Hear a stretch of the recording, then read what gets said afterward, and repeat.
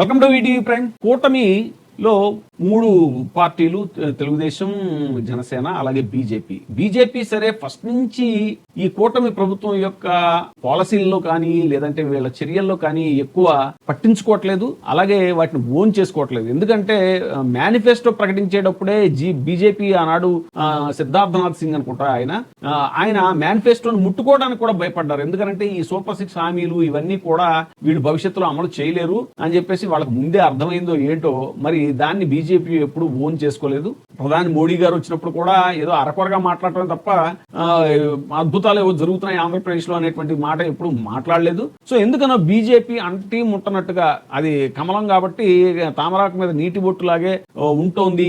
ముఖ్యంగా ఆంధ్ర రాష్ట్రంలోని కూటమి ప్రభుత్వంలో మాత్రం బీజేపీ అంటి ముట్టనట్టుగా ఉంటోంది అనేటువంటిది మనకి ప్రతి చోట తెలుస్తూనే ఉంది. ముఖ్యంగా ప్రజా సమస్యల మీద కూడా వాళ్ళు ఎక్కడా మాట్లాడుతున్నటువంటి దాఖలాలు లేవు. ఎందుకంటే వాళ్ళు ఏం పెద్ద స్టేక్ హోల్డర్స్ కాదు కదా ఇక్కడ అనేటువంటి ధోరణిలోనే వాళ్ళు ఉన్నారు. సరే జనసేన సరే అసలు ప్రజా సమస్యల మీద అక్కడ ఎక్కడ గళం విప్పేటువంటి పరిస్థితి లేదు. అధినేత ఎంతసేపు ఏంటంటే నేను చంద్రబాబు నాయుడు గారి దగ్గర నేర్చుకుంటాను, ఆయన గొప్ప గురువు, అది 15 ఏళ్ల పాటు మా పొత్తు కొనసాగుతుంది అని వాళ్ళ పార్టీ నాయకులకి అలాగే కార్యకర్తలకి కూడా ఆయన ఇచ్చే సందేశం ఏంటంటే కొన్ని ఇబ్బందులు ఎదురవుతాయి క్షేత్రస్థాయిలో, మీరు భరించి తీరవలసిందే, పొత్తు అన్నాక పొత్తు ధర్మంలో భాగంగా మనం కొంత భరించాల్సిందే, అన్ని అడిగిమడికి ఉండాల్సిందే అన్నట్టుగా ఆయన చెప్పడం, దాని మీద పాపం చాలా వాళ్ళు అంతా కూడా మనస్తాపం చెంది చాలా మంది నాయకులు ఈ మధ్యన బయటకు వచ్చి కూడా బహిరంగంగానే అధినేత యొక్క తీరును తప్పుపడుతున్నారు. అలాగే జనసేన నుంచి బయటకు వచ్చేస్తున్నారు, డిజోన్ చేసుకుంటున్నారు. బొలిశెట్టి సత్య గారు కానీ ఇంకా ఆవిడ అడ్వకేట్ రజనీ కానీ ఇలా ఎన్నోసార్లు మనం చెప్పుకోవడం జరిగింది. ముఖ్యంగా బీజేపీ సంగతికి వస్తే అసలు బీజేపీ నాయకులు ఒకప్పుడు మరి సోము వీర్రాజు గారు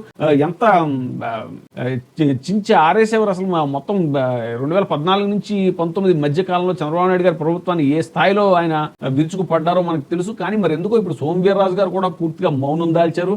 సరే పురంధరేశ్వర్ గారు అంటే ఆవిడ అక్కడి నుంచి స్క్రిప్ట్ వస్తే కానీ ఏది మాట్లాడే పరిస్థితి ఉండదు. కల్తీపాల మీద కూడా అసలు ప్రభుత్వం ఏమీ తప్పు లేదన్నట్టు రాజమండ్రి ఎంపీగా ఆవిడ అసలు ఏమాత్రం పెద్ద ఇష్యూయే కాదు అన్నట్టు కొంచెం జాగ్రత్తలు తీసుకోవాలి అధికారులు, ప్రభుత్వం కూడా కాదు. అదే జగన్మోహన్ రెడ్డి గారి టైంలో అయితే సాక్షాత్ జగన్మోహన్ రెడ్డి గారి అన్నిటికీ సంబంధం, ఎక్కడో మారుమూల గ్రామంలో చెత్త పేరుకున్నా ఇంకోటైనా జగన్మోహన్ రెడ్డి గారికి అసలు ఏమి ప్రజా సమస్యలు పట్టవా, పాలన గాలికి వదిలేశారు, గాడి తప్పింది, ఇలాంటివన్నీ కూడా స్టేట్మెంట్లు డైరెక్ట్ గా అధినేతను అటాక్ చేస్తూ ఉండేవి. కానీ ఇప్పుడు మాత్రం అసలు ఎంత పెద్ద సమస్య అయినా సరే, కల్తీ పాలు, అటు వేట్లపాలలో పాపం దగ్గర 30 మంది చచ్చిపోతే ఇవన్నీ అసలు పెద్ద సమస్యలేం కాదు. వీటికి మెయిన్ ఇది మన అధినేతకి ఏమాత్రం అందులో రియల్ టైం గవర్నెన్స్ ఆయన పదే చెప్పేది. అంటే ఎక్కడ రాష్ట్రంలో ఏ మూల ఏది ఒక దోమను కూడా నేను ఇది స్ప్రే చేసేస్తాను, డ్రోన్స్ పంపించి లేదంటే ఏఐ టెక్నాలజీతో అన్ని చేసేస్తాను అని చెప్పుకునేటువంటి కూటమి అధినేత చంద్రబాబు నాయుడు గారు, ఆయన మాత్రం ఇంత పెద్ద సమస్యలు ఉన్నా కూడా ఆయన తప్పే ఉండదు, అధికారులదే తప్పు అవుతుంది,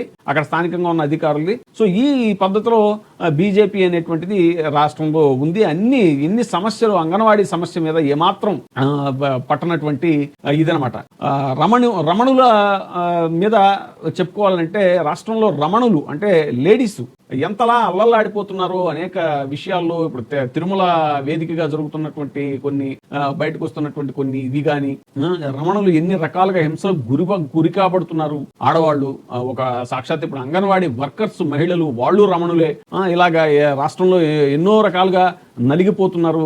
కొంతమంది ఎమ్మెల్యేల చేతిలో నలిగిపోతున్నారు, వాళ్ళ కూటమి నాయకత్వంలో ఉన్నటువంటి ఎమ్మెల్యేలు వాళ్ళ చేతుల్లో నలిగిపోతున్నారు. ఇలాగ రమణుల సమస్యలు చాలా కోకొల్లలుగా రాష్ట్రంలో ఉంటే, ఏపీ రాష్ట్రంలో బీజేపీ అధ్యక్షులు మాధవ్ గారు మాత్రం చంద్రబాబు నాయుడు గారిని కలిసి ఒక శాలువా కప్పి ఆయన్ని అభినందించి రమణులు చెప్పిన కథల పుస్తకాన్ని చంద్రబాబు నాయుడు గారికి ఇచ్చారు. రమణులు అంటే ఆ రమణులు కాదు, రమణ మహర్షి గారు చెప్పినటువంటి కథల్ని ఆయనకి ఇచ్చారనమాట. అంటే ఇంకా మీకు ఇది మీరు గృహస్థాశ్రమ ధర్మం అయిపోయింది, మీకు ఇంకా సన్యాసాశ్రమం స్వీకరించడానికి మీరు రెడీగా ఉన్నారు అనేటువంటి సెన్స్ లోన ఇప్పుడు రమణ మహర్షి యొక్క కథలు అవి చదివి మీరు కొంచెం ఆధ్యాత్మికంగా మీరు పురోగతి సాధించాలి లేదా సన్యాసాశ్రమం స్వీకరించాలి అనేటువంటి ధోరణిలో ఇచ్చారా ఏంటి అనేటువంటి చర్చ కూడా ఒకటి జరుగుతోంది. మరి రాష్ట్రంలో ఇంతమంది రమణులు అంటే ఆడవాళ్ళు ఇన్ని రకాలుగా అవమానాలకు గురవుతున్నారు, అత్యాచారాలకు గురవుతున్నారు, వాళ్ళ యొక్క వ్యతలు వాళ్ళ యొక్క బాధలు ఏమి మరి పట్టవా బీజేపీ అధ్యక్షుల వారికి.